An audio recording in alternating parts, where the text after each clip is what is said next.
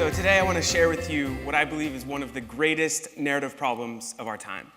We as a generation understand more than anybody else the importance of narrative. Narrative has the ability to empower or disempower. And it's important that we understand the uses of narrative. When the world thinks of North Korea, they think of high-level politics and nuclear weapons. In the global consciousness, North Korea has been reduced to part threat, part tragedy, and part joke, and overall has been reduced to crazy dictators and nuclear weapons. So what I want to do is change this perception, and we have some challenges to overcome. First, the media is obsessed with high-level politics and crazy amounts of conflict. When North Korea is in the news, commentators often like to hype the Korean Peninsula as a powder keg waiting to blow up. We've heard so many times that North Korea threatens to wipe out the world. But in reality, aside from limited provocations, the general picture has been one of stability, and it's been that way for the past 60 years. Next, the media is obsessed with the Kim family. Obsessed with the Kim family. I would argue that Kim Jong-un is not only one of the most famous Koreans today, but he's also one of the most famous world leaders. How many of your friends would be able to identify who the president of China is?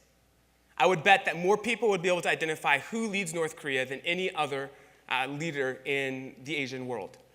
Next, when the people are portrayed by the media, they're portrayed as soldiers or loyalists. When the North Korean people are on TV, often we see images of goose-stepping soldiers and fanatical loyalists, images that dehumanize the North Korean people and make it really hard for us to connect with. So what this all means is we end up with a narrative that's highly politicized and doesn't make North Korea seem like it's changing, and in fact, makes it seem impossible for ordinary people like you and myself to do anything about. It's created an invisible barrier of apathy towards one of the greatest challenges facing humanity today. It's blinded us to 24 million people's situation that are still currently living in that country. Over the past 6 decades, the North Korean government has created a ruthlessly effective system of social control to ensure that it stays in power. 24 million ordinary people face the most systematic and longest-running oppression in history. For instance, there are 5 massive political prison camps currently holding up to 120,000 North Koreans who supposedly have stood up to the government. Freedoms that you and I enjoy, freedoms of movement, speech, religion, are restricted and denied by the government.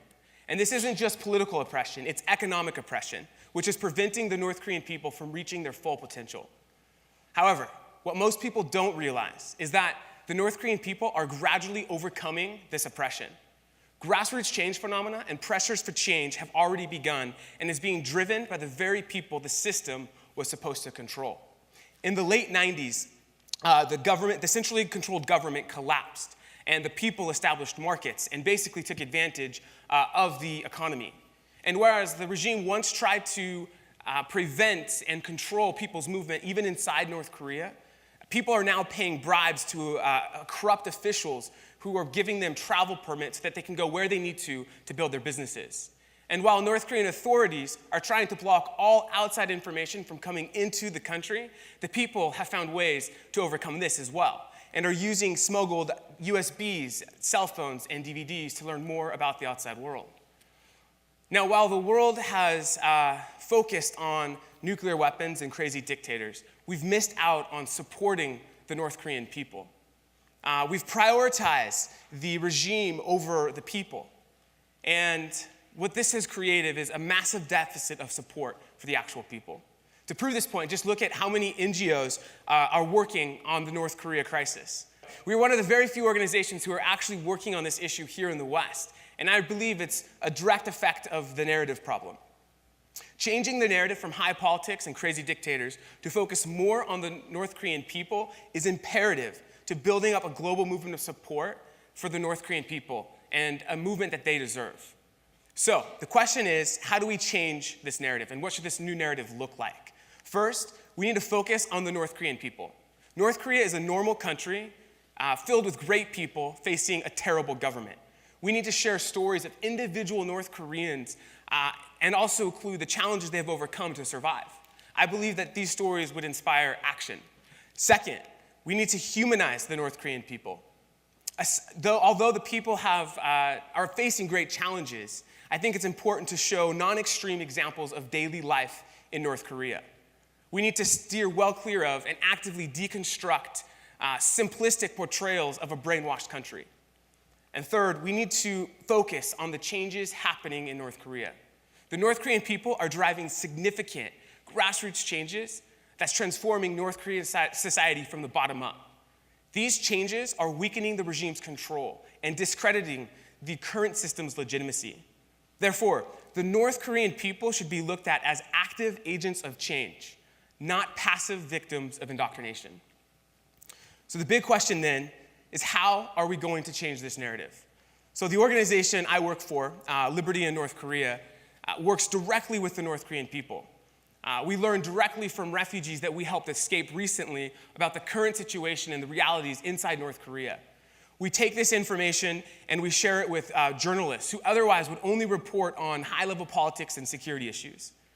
We've influenced a ton of articles that have gone on and been published in the BBC, NPR, The Atlantic, and more to broaden the world's perspective on the realities of North Korea. But we don't rely on mainstream media to fix this narrative problem. We produce our own documentaries based on the North Korean people's stories, their challenges, and their potential, and we tour them all across North America, visiting thousands of high schools, colleges, and religious institutions.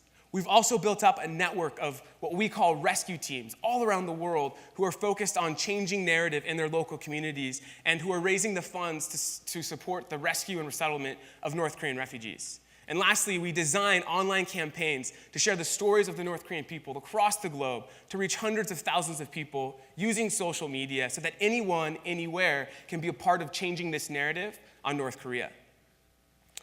The internet has given us an unprecedented amount of influence over media and narrative. Just one generation ago, we had a handful of newspapers and channels to choose from. Media came from the top down to the individual consumer, and it really stopped there. Today, media is coming from thousands of different angles, from huge to small networks to individual bloggers and YouTubers. Reportedly, 50% of breaking news is now being read on social media. Not only can we now directly comment on media reports, but we can then decide what's important and decide how to frame it and then share it to hundreds, if not thousands of people in our own social networks. Narrative is important. It shapes the way we understand and react to certain situations that we become aware of. In the case of North Korea, the massive politicization of this narrative has cut off international support to the people who are facing levels of political and economic oppression that's unheard of in the 21st century. We have the unmatched power to change these narratives. We need to focus on telling the right stories and using our own media power to be able to share with the world the realities of what's going on so that we can become active agents of change and help for the people we care and the causes we care most for. Thank you so much.